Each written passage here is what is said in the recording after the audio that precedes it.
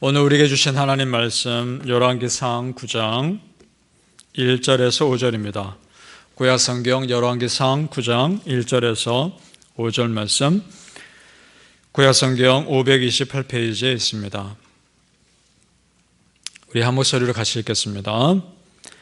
솔로몬이 여호와의 성전과 왕궁 건축하기를 마치며 자기가 이루기를 원하던 모든 것을 마친 때에 여호와께서 전에 기브온에서 나타나심 같이 다시 솔로몬에게 나타나사 여호와께서 그에게 이르시되 네 기도와 네가 내 앞에서 간구한 바를 내가 들었은즉 나는 네가 건축한 이 성전을 거룩하게 구별하여 내 이름을 영원히 그곳에 두며 내 눈길과 내 마음이 항상 거기에 있으리니 네가 만일 내 아버지 다윗이 행함같이 마음을 온전히 하고 바르게 하여 내 앞에서 행하며 내가 네게 명령한 대로 온갖 일에 순종하여 내 법도와 율례를 지키면 내가 네 아버지 다윗에게 말하기를 이스라엘의 왕 위에 오를 사람이 네게서 끊어지지 아니하리라 한 대로 네 이스라엘의 왕위를 영원히 견고하게 하려니와. 아멘. 이 새벽에 예배하시는 은혜가 또 말씀대로 되어지는 은혜가 우리 성도님들께 함께 하시기를 예수님의 이름으로 축복합니다. 아멘. 자, 성전 왕궁을 다 마친 솔로몬에게 하나님께서 오랜 침묵을 깨고 나타나십니다. 전에 우리 1,000번째 드릴 때 그때 한번 나타나셨습니다. 그리고 솔로몬에게 축복하시고 또 은혜를 주시고 약속하셨습니다. 그리고 지금 성전 건축 7년과 왕궁 건축 13년이 마친 뒤에 다시 나타나신 겁니다. 굉장히 오랜 시간의 침묵을 깨고 나타나셨습니다. 왜 지금 나타나셨을까요? 1절에 힌트가 나옵니다. 여러분 1절 다시 한번 보시기 바랍니다.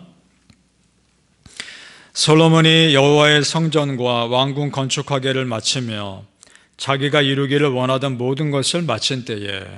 아멘. 자기가 이루기를 원하던 것을 마친 때에 라는 말이 힌트입니다. 모든 것이 잘 되어가고 있습니다. 아무 문제 없이요. 언약궤는 성전에 잘 놓여져 있고 하나님께서 영광으로 그 성전에 임하셨습니다. 우리 지난 시간에 보았죠. 모든 것이 다 순조롭게 솔로몬이 원하던 계획대로 진행되고 있습니다. 자, 그때가 가장 위험한 겁니다. 모든 것이 내 뜻대로 되어지고 있는 것 같고 아무 문제 없이 되어가는 것 같을 때가 가장 위험할 수 있습니다. 영적인 긴장이 느슨해질 수 있고 영적인 교만이 생길 수 있는 그런 때이기 때문입니다. 바로 그때 하나님께서 나타나셔서 솔로몬을 붙잡기를 원하셨던 겁니다. 그동안 겸손하게 잘 감당해온 하나님의 일이 하루아침에 한순간에도 무너질 수 있는 시기이기 때문에 나타나신 겁니다. 처음에 우리 대부분은 겸손하게 시작합니다. 그러나 그것이 끝까지 그 겸손함을 유지한다는 것은 쉬운 일이 아닙니다. 하나님도 너무나 잘 아시죠. 그래서 솔로몬이 흔들리지 않도록 붙잡아 주시기 위해서 나타나신 겁니다. 그러면서 하시는 말씀이 먼저 내가 네 기도를 들었고 그리고 이 성전을 기쁘게 받으신다는 확신을 주십니다. 이것이 무슨 사인이냐? 내가 다 보고 있고 다 알고 있고 네가 기도하면 항상 도와줄 거니까 다른 데 마음 쓰지 말라는 사인입니다. 3절을 보시겠습니다. 제가 읽겠습니다. 여호와께서 그에게 이르시되 네 기도와 네가 내 앞에서 간구한 바를 내가 들었은즉 나는 네가 건축한 이 성전을 거룩하게 구별하여 내 이름을 영원히 그곳에 두며 내 눈길과 내 마음이 항상 거기에 있으리니. 아멘. 자, 하나님의 눈길과 하나님의 마음이 항상 솔로몬이 지은 성전에 있겠다는 이 말씀이 얼마나 위로가 됐을까요? 얼마나 힘이 됐습니까? 이것보다 더 큰 힘이 어디 있습니까? 바라기는 성도님들 여러분의 삶에 여러분의 가정과 자녀들 위해 하나님의 눈길과 하나님의 마음이 항상 머무시기를 축복합니다. 여러분 우리가 평안하다 할 그때가 가장 위험한 때일 수 있음을 꼭 기억하시기 바랍니다. 중세교회가 왜 무너졌습니까? 한번 생각해 보십시오. 중세교회가 핍박받을 때 성도들이 고난당할 때 무너진 것이 아닙니다. 오히려 가장 힘이 있고 세상의 모든 권력자들이 교회에 다 속해 있을 그때였습니다. 그때 그 교회가 무너집니다. 오히려 그때가 영적인 순수함과 생명력을 잃어버릴 때였단 말입니다. 생각했겠죠. 이제는 교회를 무너뜨릴 세력이 없겠지. 그렇게 생각할 그때에 오히려 교회 스스로 무너집니다. 서서히 영적으로 무디어져 갔던 것이고 어느 순간 갑자기 무너진 것이 아니라는 것을 우리는 기억해 볼 필요가 있는 것입니다. 중요한 것은 하나님께 온전히 마음 들이지 못할 때 하나님은 그 교회에서 눈을 돌리기 시작했다는 겁니다. 핍박받고 순교당할 때는요, 오히려 더 영적으로 깨어 있었고 더 순수함을 유지했습니다. 왜냐? 기도의 끈을 놓지 않았기 때문입니다. 여러분, 우리 크리스천은 항상 말씀과 기도 위에 서야 하는 사람들인 줄 믿습니다. 그것이 우리의 살결입니다. 그렇지 않으면 우리도 한순간 넘어질 수 있는 겁니다. 고린도전서 10장 12절 말씀, 그런즉 선줄로 생각하는 자는 넘어질까 조심하라. 아멘. 우린 그렇게 연약합니다. 그럼 어떻게 해야 될까요? 어떻게 해야 우리 믿음을 끝까지 지킬 수 있을까? 다른 거 없습니다. 먼저 꾸준히 성경 말씀 읽으시기 바랍니다. 다른 거 없습니다. 성경 말씀이 여러분의 삶에 꾸준히 들어갈 수 있게끔 여러분의 삶을 그렇게 만드셔야 합니다. 성경 공부를 하라는 말씀이 아닙니다. 읽으시기 바랍니다. 창세기부터 계시록까지 끝까지 읽으십시오. 계속해서. 성경 전체의 내용을 내가 알아야 어떤 것이 잘못된지 구분할 수 있는 분별력이 생기는 겁니다. 내용 전체를 아는 것이 중요한 것입니다. 읽어가다 보면 힘든 부분이 있지만 그래도 계속 읽어가시다 보면 참 놀라운 걸 경험하시게 될 겁니다. 성경이 성경을 풀어가는 은혜를 깨닫게 되실 겁니다. 아, 그때 이 말씀이었구나. 구약이 신약을 해석하고 신약이 구약을 해석하는 은혜를 누리시길 바랍니다. 계속 읽으십시오. 그리고 동시에 꾸준히 기도의 삶을 이어가시길 바랍니다. 기도로 하나님의 말씀을 내 것으로 만드는 것입니다. 어떻게 그것이 가능한가? 말씀 붙잡고 기도할 수 있기 때문입니다. 특별히 여러분, 이 새벽 기도에 나오신 분들은 두 가지 은혜를 같이 누리시는 겁니다. 새벽에 매일매일 우리는 한 장씩 말씀 보고 있지 않습니까? 그러면서 말씀을 자연스럽게 알아가실 거고 그 말씀 붙잡고 또 기도하시지 않습니까? 이 새벽 기도에 나오신 분들은 정말 특별한 은혜를 누리시는 겁니다. 그 특권을 여러분 아시고 여러분이 얼마나 특권을 누리고 있다는 것을 있는지를 아시고 그걸 마음껏 누리시기를 바랍니다. 새벽 기도만 정말 열심히 나와도 우리 영성은 어느 정도 수준은 유지할 수 있는 겁니다. 그 은혜가 매일 새벽마다 부어주시기를 예수님 이름으로 축복합니다. 사랑하는 성도님들, 말씀과 기도의 끈을 놓지 않은 여러분의 삶 위에 하나님의 눈길과 하나님의 마음이 항상 머무시기를 예수님 이름으로 축복합니다. 우리 사람이 이렇게 연약하기 때문에 하나님께서요, 솔로몬이 정신 번쩍 들게 말씀하십니다.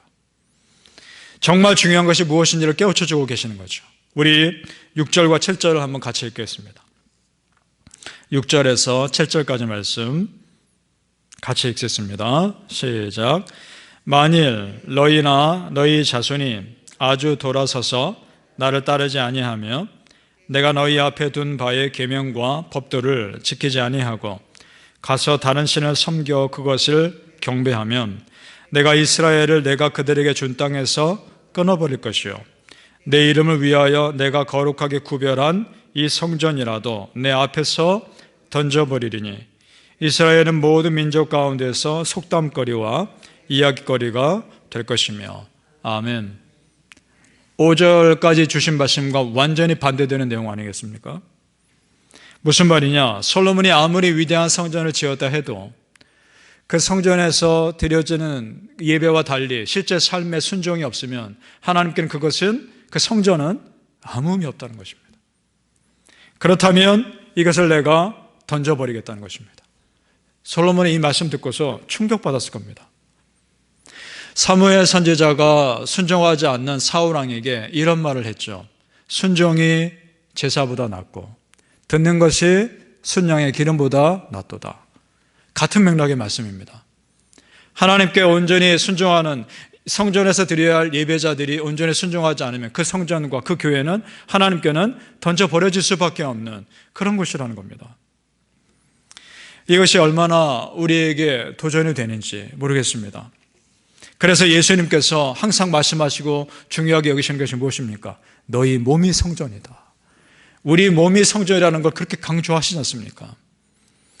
그런 성전과 눈에 보이는 성전에 만족하지 말고 내 몸이 성전인 것처럼 거룩하게 성전의 삶을 살라 강조하고 계시는 겁니다. 그런 믿음의 삶 우리가 삽시다. 믿음의 이런 유럽 교회들을 한번 생각해 보십시오. 교회 성도들이 하나둘씩 교회를 떠나고 교회가 그렇게 사라지고 그 교회 건물이 다른 곳에 팔려나가지 않습니까? 술집이 되고 극장이 되고.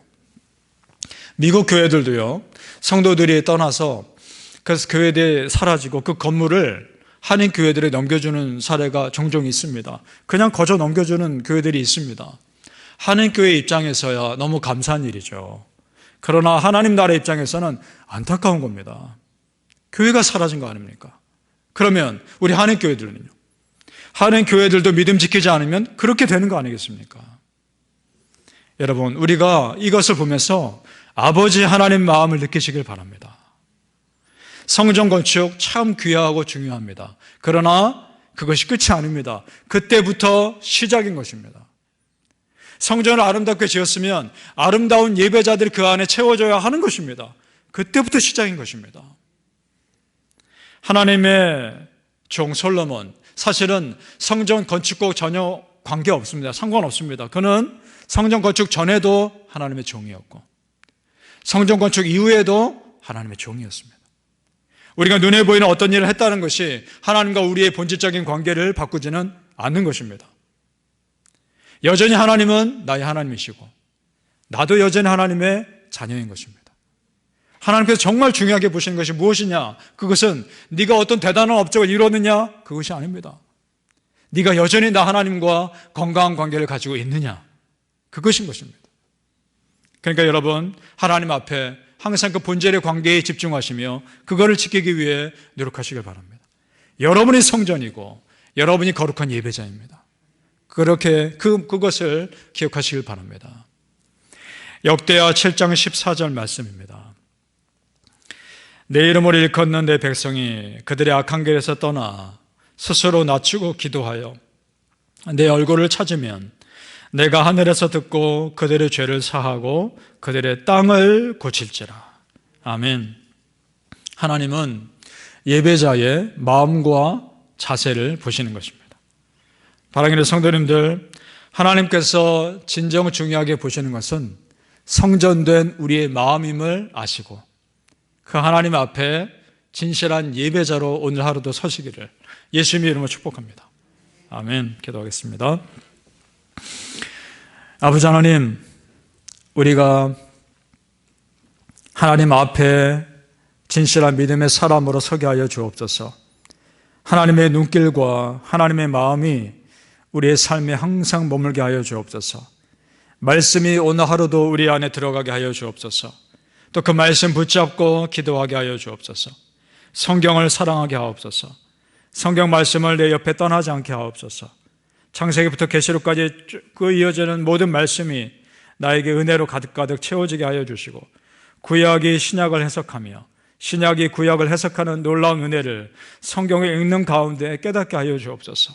아버지 하나님, 말씀이 힘이요 말씀이 능력입니다. 그 말씀 붙잡고 기도할 때 그대로 이루어지는 역사가 있게 하여 주옵소서. 이 새벽에 나와서 은혜를 누리는 모든 성도님들의 삶에 그런 은혜가 실제로 임하게 하여 주옵소서. 그런 영적 특권을 우리가 누리고 있다는 것을 이 새벽기도 나와 기도하는 성도님들이 깨닫게 하시고 누리게 하여 주옵소서. 모든 것이 협력하여 선을 이루시는 은혜, 신실한 예배자로 서는 우리에게 그대로 이루어지는 역사가 있게 하여 주시옵소서. 하나님 축복하여 주옵소서. 감사하며 예수님 이름으로 기도합니다. 아멘. 하늘에